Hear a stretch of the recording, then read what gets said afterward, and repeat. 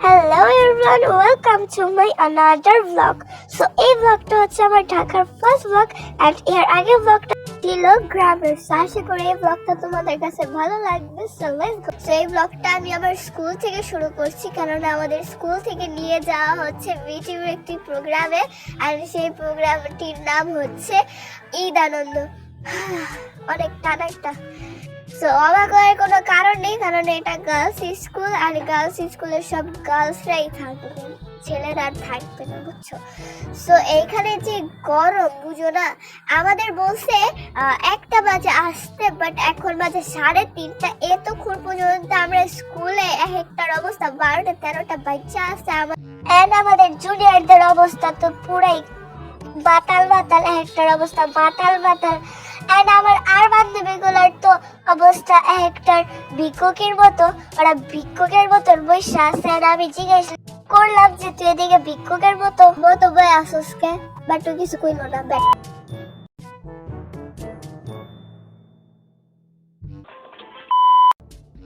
তো ফাইনালি আমরা চলে আসছি বাসে। আর আমাদের বাসটা আজিমপুর থেকে ছাড়া হয়েছে। আর গরমের ভিতরে আমরা যে কেমন আছি জানি না, বাট এই গরমকে ঠান্ডা করার জন্য আমি খাচ্ছি জুস। অনেক জুসটা খুবই অ্যামেজিং ছিল, আমার কুল অ্যান্ড ফ্রেশ লাগতেছে।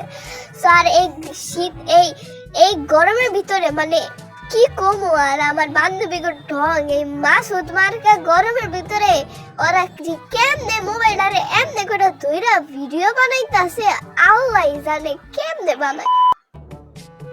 যাইরা আর এই পিছনের বান্ধবী গুলা গলা ফাড়ায় ফাড়ায় গান গাইতেছে, আমার মাথায় পুরো তুফান ছুটে গেছে। ইস দেখো না কি ডঙ্গর এখন একটা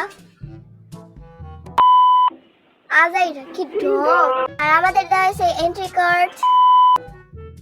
তারপরে এই 7 গুলা গান গাইতেছিল গলা ফাড়ায় ফাড়ায়, এমনি তো আমি বাসে উঠতে পারি না, এর মধ্যে গরম, আবার এর মধ্যে এইগুলা আবার গান গাইতেছে। আল্লাহ মনটা চাইতেছে এটির উপরে বাস হালাইতে, যদি পারতাম এটির বাস থেকে লাথি মুত্তি দিয়ে হালাইতে, এটির উপরে ঠাড়া পড়বো, একাই ঠাড়া পড়বো।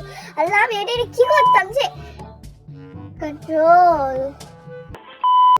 তারপর দেখলাম আঙ্কেলটা এদিকে একলা বসে আছে। তারপর আমরা আঙ্কেলে একটা গান গেলাম, তুমি ছুঁয়ে দিলে হ্যাঁ আমার কি যে হয়ে যায় ব্লা ব্লা ব্লা।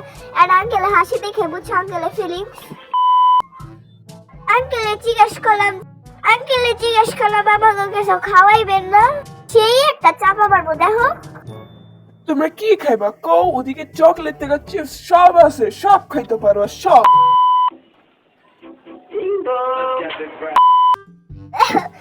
বাদ দাও সব কাহিনী। ওদিকে ওরা খাওয়ানোর আইটেম করছিল দেখে আমি কিনা খাইতে পারছি, নাহলে তো তা খাইয়া মরতই।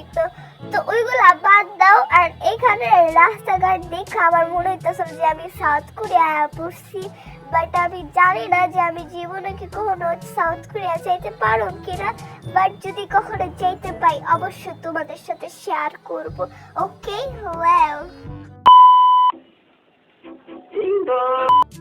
সো আমরা চলে আসছি বিটিভি আর এখন আমাদের ফুটেজটা সাউথ কোরিয়া থুকু বিটিভি।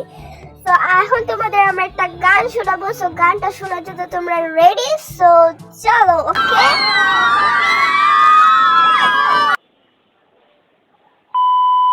তো ফাইনালি আমরা চলে আসছি বিটিভির এখানে। আর এখানের ভিউটা অনেক অ্যামেজিং ছিল।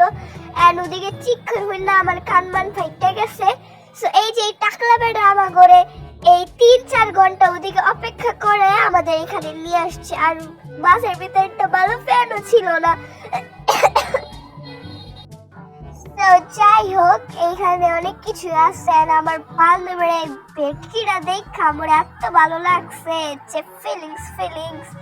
তো যাই হোক তারপর টাকলা বেড়া বললো যে এখানে তোমরা দাঁড়াও, আমি ভিতরে যেয়ে দেখতেছি। তো ঠাড়া পড়া গরমের ভিতরে আমার ঘরে ভিতরে সরি বাইরে ঢুকাই বাইকে হয়ে গেছে ভিতরে। আর ওইদিকে দেখো বিটিভি। তো ফাইনালি আমাদেরও ভিতরে ঢুকাইলো। আর আমরা চলে গেলাম টুকুস করে। সো এখানে বেড়ারা বলছিল যে মোবাইল নেওয়া অ্যালাউ, মানে মোবাইলে ভিডিও করা অ্যালাউ না, বেড়াকে থুতবা যদি দেখা দেয়। সো আমি কিন্তু থুতবা মতো দেখাই নেই। ওয়েট এটা কি ছিল? Wheel chair. এদিকে হসপিটাল আছে আজ এইটা। তো যাই হোক এই যে হচ্ছে এটার এখানে মাঝখানের অংশটা, এন্ড এটা কিন্তু খুবই সুন্দর ছিল, প্রায় সাউথ কোরিয়া। এন্ড এই আবহাওয়া দেখে আমার মন তো পুরো গার্ডেন গার্ডেন। এগুলো দেখে আমার মন বলতেছিল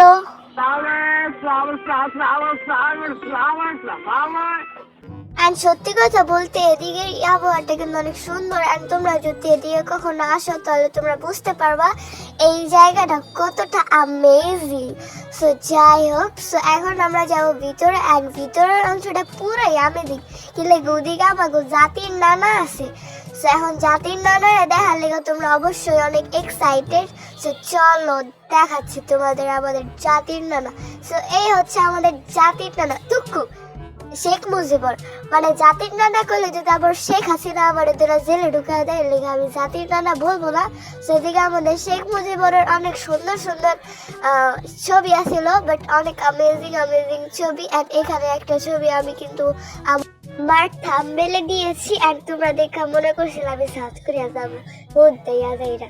সো যাই হোক, তারপর আমরা ছবি তুললাম অনেকগুলো অ্যামেজিং অ্যামেজিং। অ্যান্ড আমরা চলে গেলাম মেইন পার্টে, যেখানে হচ্ছে আনন্দ অনুষ্ঠান। সেখানে ওঠার সময় কেন না জানি আমার একটু সেলিব্রিটি ফিল হইতেছিল।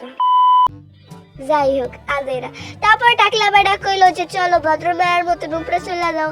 তারপর আমরা ভদ্র না, বাট এখানে অনেক ছেলেমেয়েরা আসছিল, তার জন্য ওদের সামনে একটু ভদ্র সাজার জন্য আমরা ভালোবাসার মতো জায়গা। সো তারপর আমি অলরেডি আমার সিট পাইয়া যাই। অ্যান্ড আমার সিট দেখবা এই দেখো মোর সিট। সো যাই হোক, তারপরে দেখলাম আমার বান্ধবীরা ওদিকে বসে। তারপর আমি দৌড় দিয়ে ওদিকে যে জায়গা, তারপর ওদিকে যে একতলা বাস খেলে আমার বান্ধবীরা আগে সবগুলো বয়া পড়ছিল। তারপরে আমি আর বইতে পারি নাই। দেখবা একতলা বাস, এই তো সবগুলো পড়ছে। ওয়েট, এটা কি ছিল? সো যাই হোক পরে কিন্তু ওরা আমার সাথেই বসছিল। ওরা কি ওর বান্ধবীরা একলা ছাড়বো কও। এন্ড এদিকের ভিউ দেখে মনে হইতেছিল আমি বিটিএস এর কনসার্ট আইসা পড়ছি, বাট আসলে এই জায়গাটা কিন্তু অনেক সুন্দর ছিল। এন্ড এগুলো দেখে আমার মনে তো ডিস্কো ডান্স হচ্ছিল।